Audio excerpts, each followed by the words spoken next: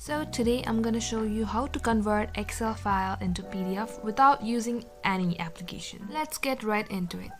Open your Excel application and open one of your Excel file.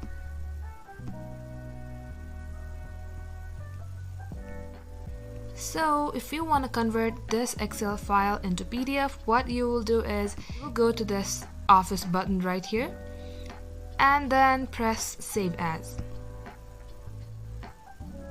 So this file is saved to Excel tutorial. I'm gonna give it a new name, say plan for now, and you can see this option that says Save As Type. So choose this as PDF. As you can see, there are varieties of other options as well, but we will go to PDF here and click on Save. And now that Excel file has been saved as PDF. This is how you convert an Excel file to PDF. And I know that these linings are not shown in here like we saw on Excel, but you can always, line them in your original document